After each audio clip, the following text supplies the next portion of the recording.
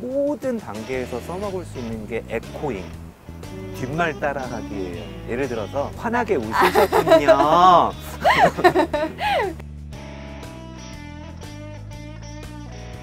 검사는 설명도 하나도 안 해주고 제대로 하는 건 맞는 거야? 이해가 안 돼, 이 병원이. 전혀 상관없고 왜 그딴 식으로 했어요? 그래, 네가 잘못했지.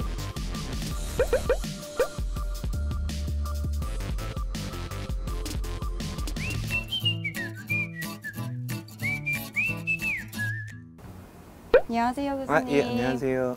지난번에 그 예. 얘기해주신 내용이 사실 저한테 너무 많이 와닿아가지고 저는 남자친구가 없는 관계로 사용할 곳이 없었고 제 친구 중에 남자친구가 엄청 공감 능력이 떨어지는 흔히 말하는 요즘 용어로 공능제 남자친구랑 연애 중인 친구한테 이제 그거를 좀 알려주면서 관계적으로 발전이 있는지 이런 게 너무 궁금한 거예요. 나중에 저도 써먹어 보려고.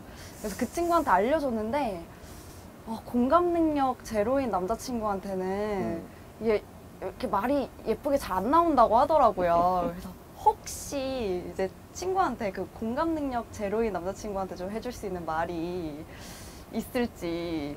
그 인간관계에서 제일 중요한 건 일관성이거든요. 네. 다시 한번 말하지만 저는 연애 상담은 안 합니다. 네. 그래서 이제 전혀 상관없고 네. 공감이라는 거에 대해서만 오늘 한번 얘기해 볼까요? 네. 근데 이제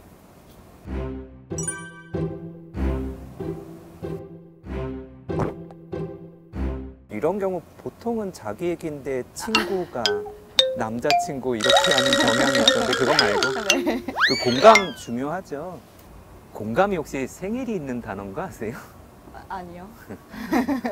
그 이제 뭐 역사적으로 자세하게는 얘기는 안 할 건데 네. 그 인류가 원시인으로 살다가 산업혁명이 생기고 공장화 도시화가 되면서 최근 한 200년 동안에 엄청나게 발전을 했는데요.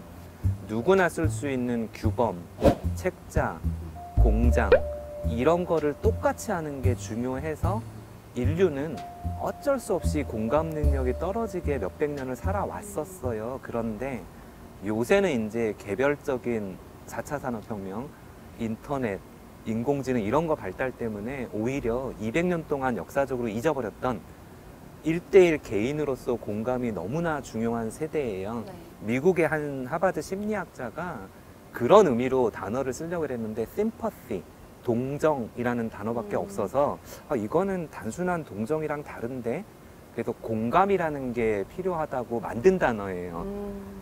자, 의료진에서 공감이 중요한 이유는 뭐냐면은요. 여긴 의료진이기 때문에 잘 알고 있는데 일반적으로 공감하면은 그 감정적인 거, 아, 제가 슬프구나, 동정, 심퍼시라고 생각하는데 아니에요. 공감은 감정적인 공감도 있고요.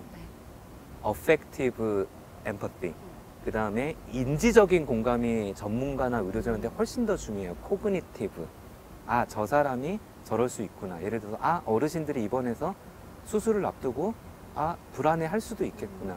이렇게 저 사람이 어떤 생각을 하고 있는지 공감하는 게 의료진한테 굉장히 중요해요. 공감에 대한 오해 두 가지는 정말 중요한 것 같아요.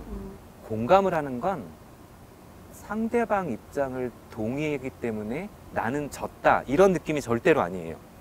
그 책자에 보면은 예시가 나오거든요. 2차 세계대전 때 연합군이랑 독일군이 서로 막 총 쏘고 있다가 어디선가 갑자기 캐롤 방송이 들리는 거예요. 진짜 좀 전에 총싸움 했던 사람이. 근데 어떤 병사가 갑자기 캐롤을 따라 부르기 시작하면서 총에 맞아 죽을 수 있는데 벌떡 일어났는데 아무도 총을 안 쏴요. 그러고 갑자기 양쪽 적군들이 총을 내려놓고 캐롤 부르고 맥주 마시고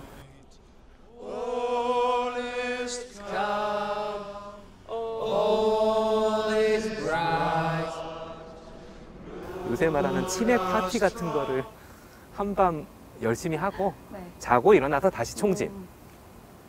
그 사람들이 과연 상대방 의견에 동의해서 적군으로 넘어가려고 그랬을까요?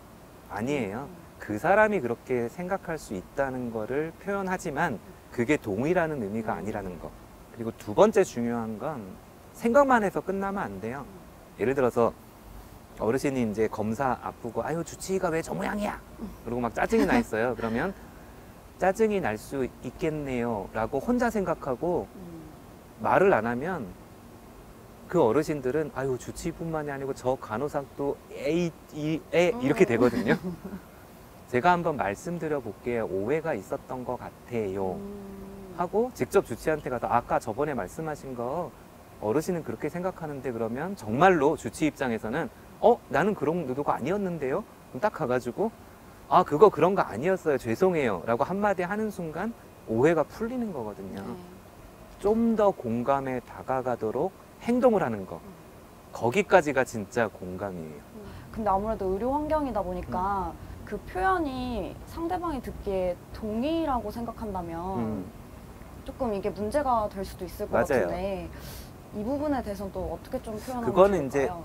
제가 전문가는 아닌데 네. 사실은 그 의료 사고나 소송 보면 SorryWorks라고 I'm sorry 라고 얘기하는 게 의료 사고를 예방할 수 있다라고 서양에서 이제 확립이 됐어요. 우리나라 말에는 그런 뉘앙스가 없어요. 예를 들어서 외국에서는 I'm sorry 라고 표현을 해도 그게 내가 잘못을 했다는 게 아니고 그냥 공감 표현하는 거거든요. 네. 근데 우리나라 말에서는 저희가 좀 잘못했네요 혹은 유감입니다 라고 얘기하는 게 그래 네가 잘못했지 이런 뉘앙스가 있기 때문에 조심하셔야 돼요. 그 공감 워크숍이나 이제 공감을 가리킬 때 제일 첫 단계지만 모든 단계에서 써먹을 수 있는 게 에코잉, 뒷말 따라하기예요. 예를 들어서 한번 지금 화가 난 환자가 있어요. 뭔가 이렇게 검사가 잘못됐다고 한번 화내보세요 저한테. 아니 병원에 입원을 했는데 뭐 검사는 설명도 하나도 안 해주고 또 이 검사는 제대로 하는 건 맞는 거야? 나는 진짜 이해가 안 돼. 이 병원이 이해가 안 돼. 검사 설명도 안 해주고 이런저런 검사만 해서 많이 화가 나셨나 보네요. 그쵸. 그 검사 설명도 안 해주고 해서 이거 화가 봐요. 났죠. 연기하는데도 톤이 금방 내려가죠. 자, 공감을 표현해야 된다. 네. 응? 그리고 행동에 옮겨야 된다. 그리고 실천을 해야 된다까지 얘기했잖아요. 네. 제일 마지막 판단하면 안 돼요. 그 사람 그 사람 나름대로 최선을 다해서 생각을 하고 있기 때문에 그 사람이 말한 게 잘했다 잘못했다라고 판단하는 순간 공감이 깨져요. 그래서 절대로 내가 그 사람이 아닌 한 다른 사람이 처한 상황을 옳다 그르다 판단하지 마세요. 그 판단을 안 하는 것도 정말 중요한 키포인트입니다.